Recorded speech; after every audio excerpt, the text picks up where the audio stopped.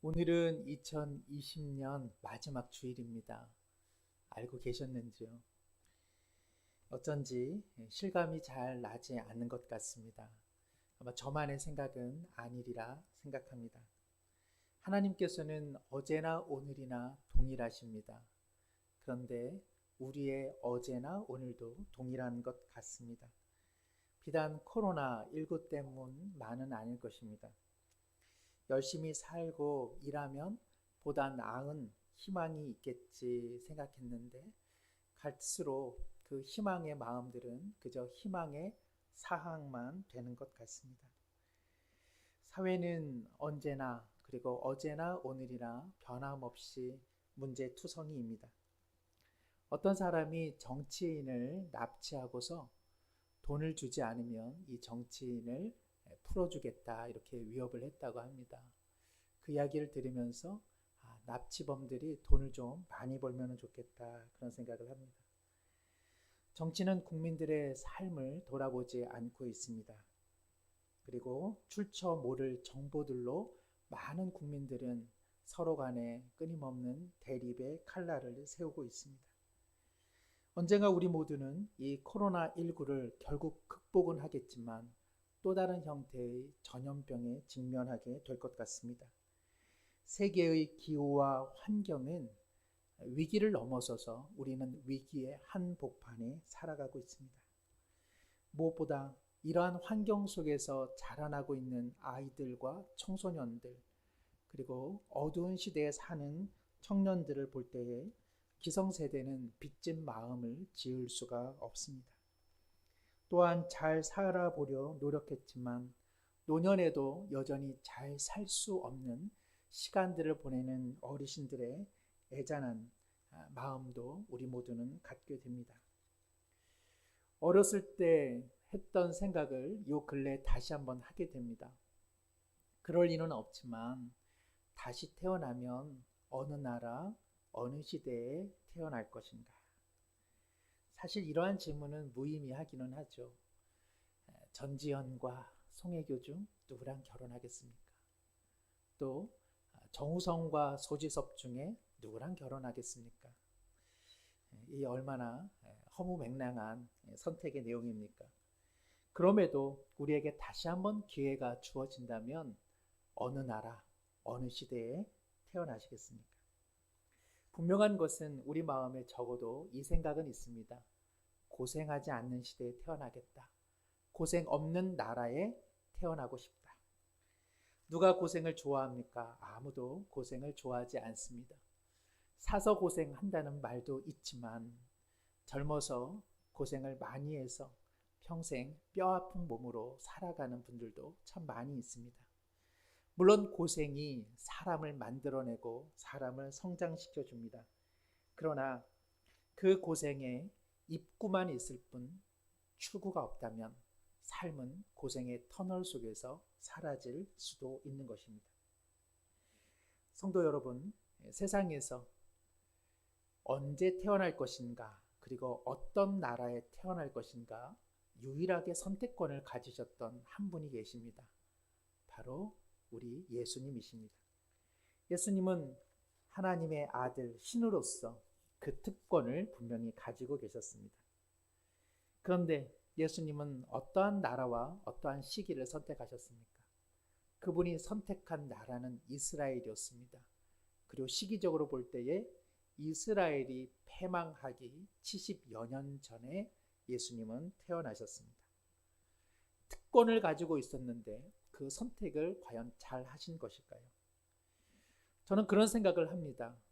미국에서 태어나셨다면, 그리고 오늘날처럼 유튜브로 전 세계가 지구촌이 된 이 시대에 태어난다면 하나님의 나라는 좀 더 원활하게 전파되지 않았을까?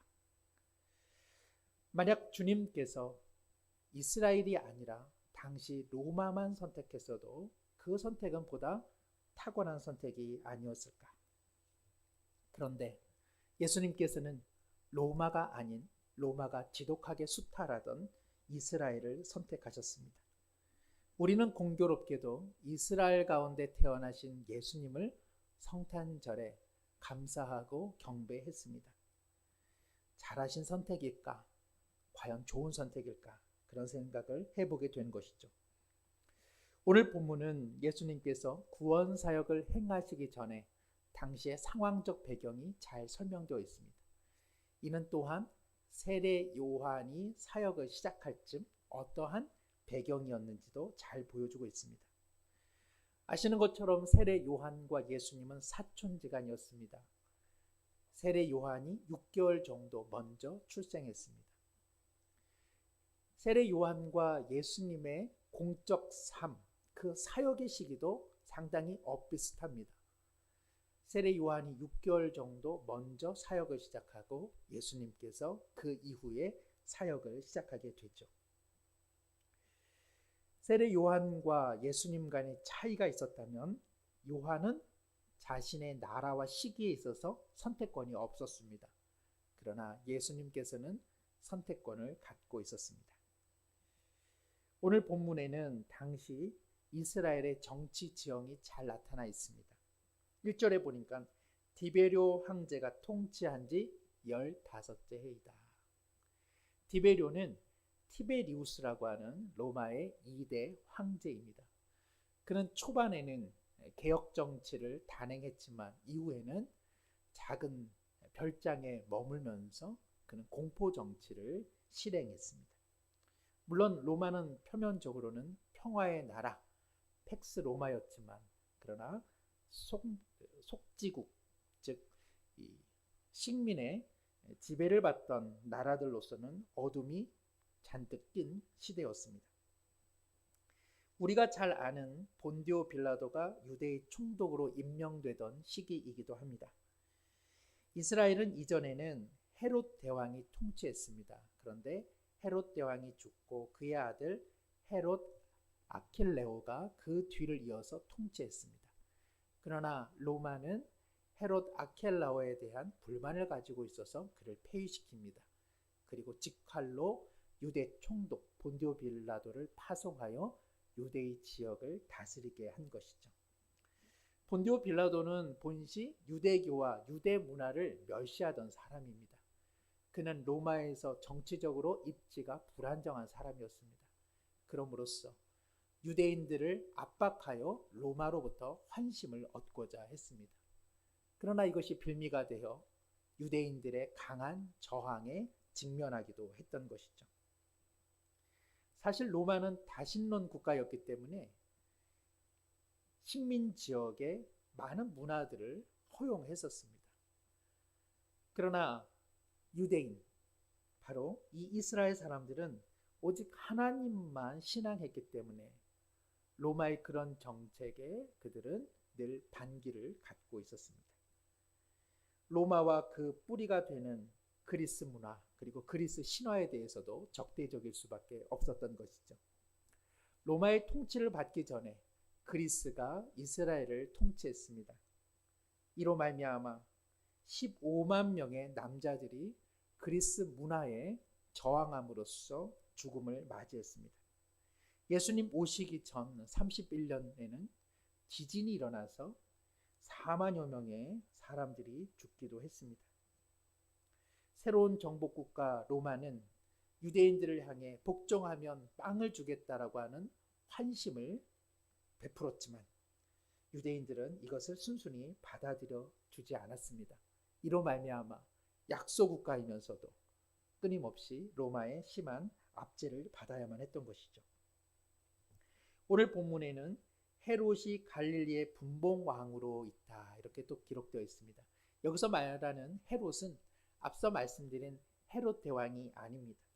우리가 잘 아는 헤롯 대왕의 아들 헤롯 안티파스라고 하는 왕입니다. 분봉왕이란 지역을 일정하게 분배받아서 분할 통치하는 왕을 의미합니다. 헤롯 안티파스는 아버지 헤롯 대왕처럼 이스라엘의 전 지역을 통치하기를 원했습니다. 그는 야심가였습니다. 그래서 그는 갈릴리의 도시 세포리스를 새롭게 재건하였습니다. 그런 막대한 노동력과 막대한 재원을 투자해서 세포리스를 갈릴리의 신흥 도시로 수도로 만들었습니다. 예수님의 유년 시절 먹고 살기 힘든 나사렛 그리고 갈릴리의 많은 남자들은 이 공사 현장에 끌려갔습니다. 유대인들의 삶과는 전혀 무관한 호텔, 그리고 호화로운 저택과 별장, 그리고 목욕탕, 그리고 경기장, 광장 등을 만들어야 했으니 이 얼마나 고달픈 세월이었겠습니까? 마리아의 남편 요셉도 분명히 이곳으로 끌려가서 강도 높은 노동에 참여한 것은 두말할 나위도 없습니다.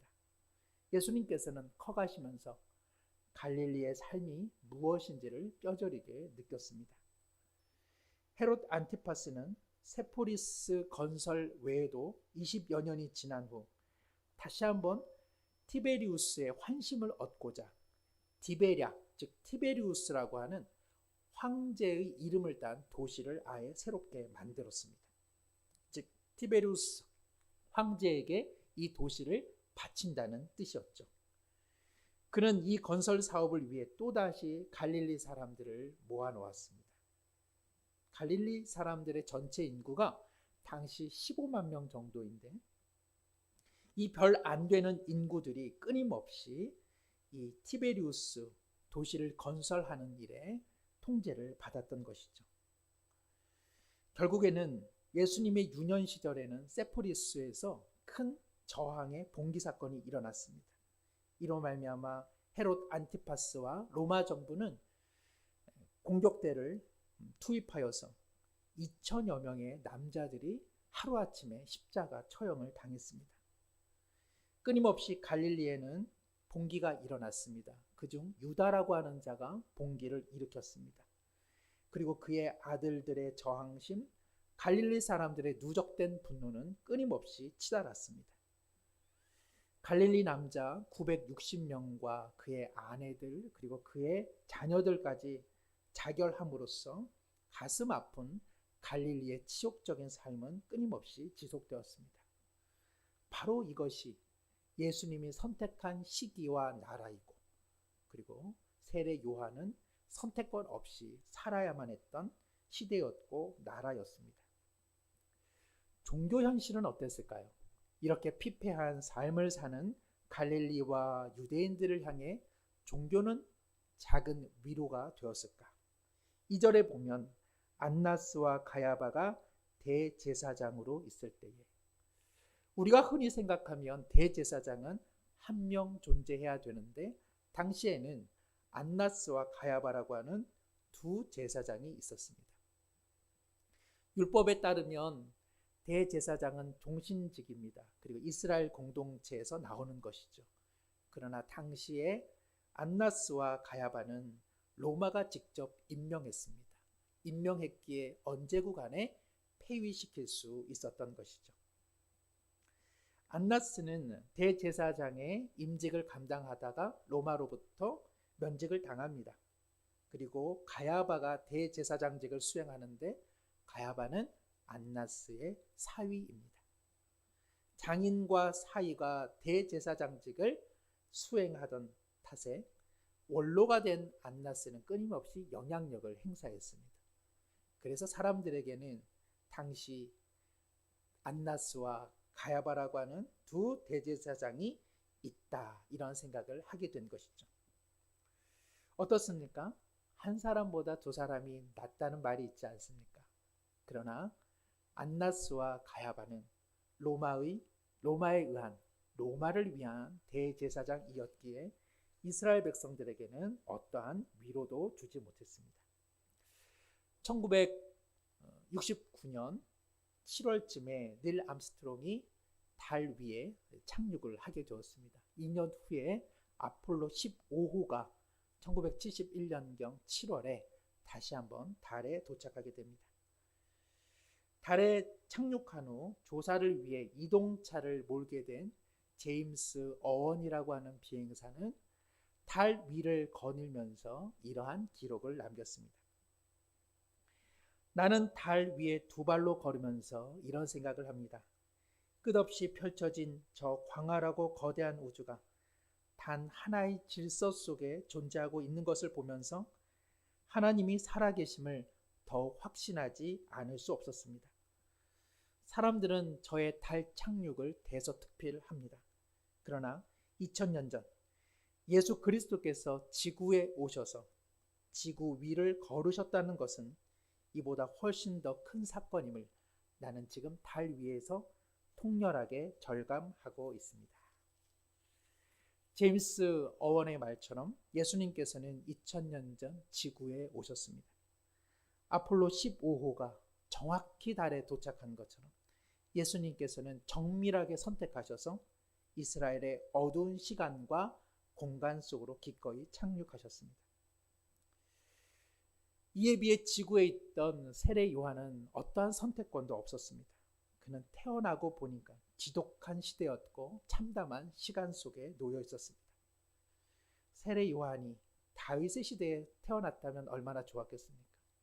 솔로몬 시대에 태어났더라도 살만했을 것입니다.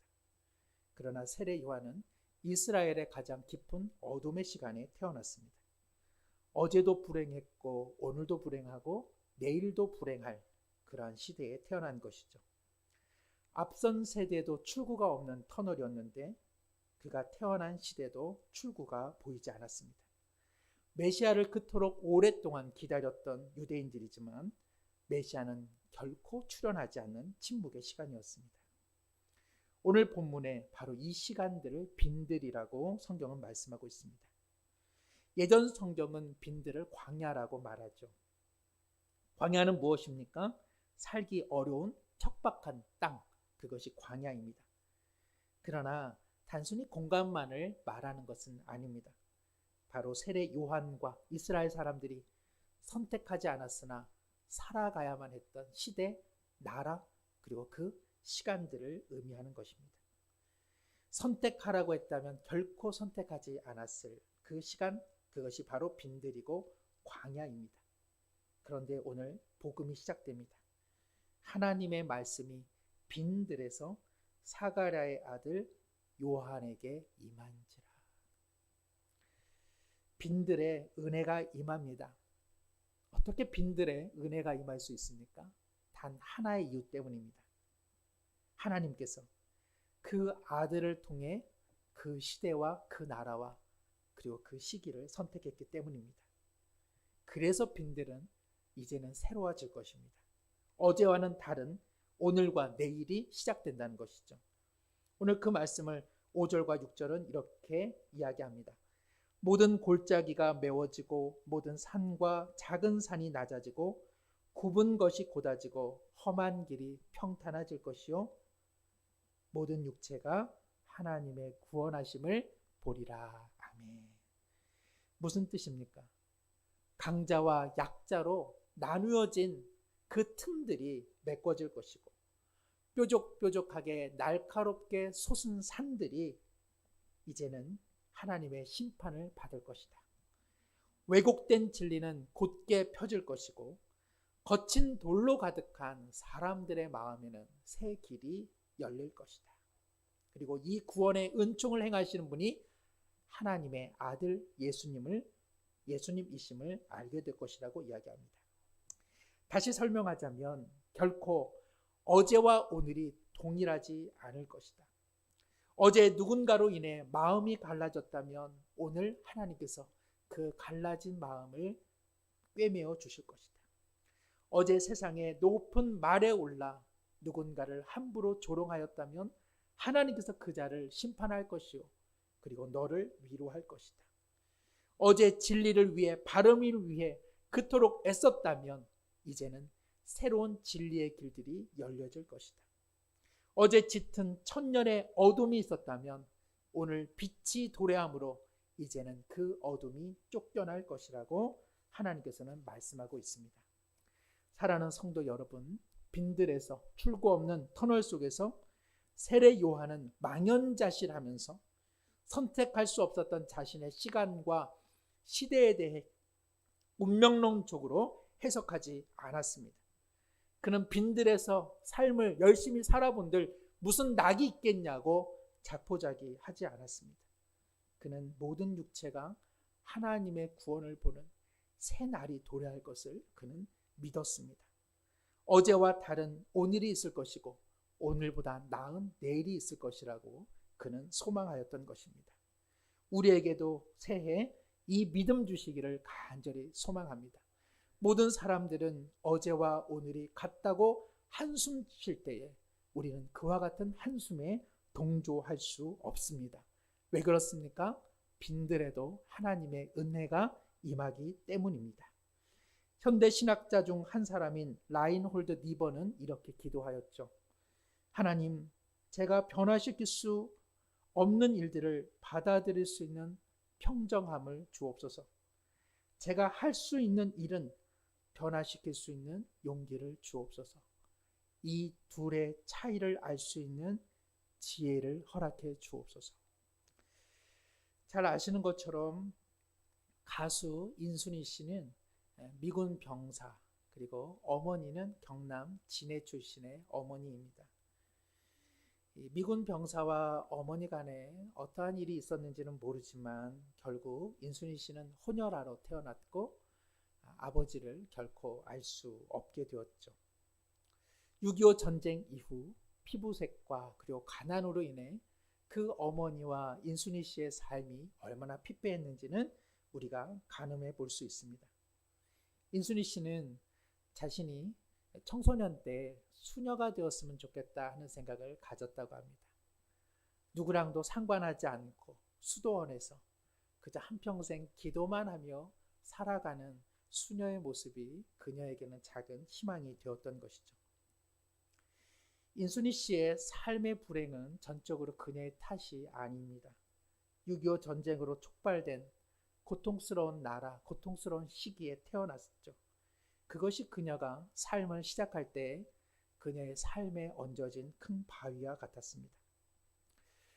부산에 가면 유엔 공원에 참전용사 중 가장 나이 어린 참전용사가 17세 정도가 된다고 합니다.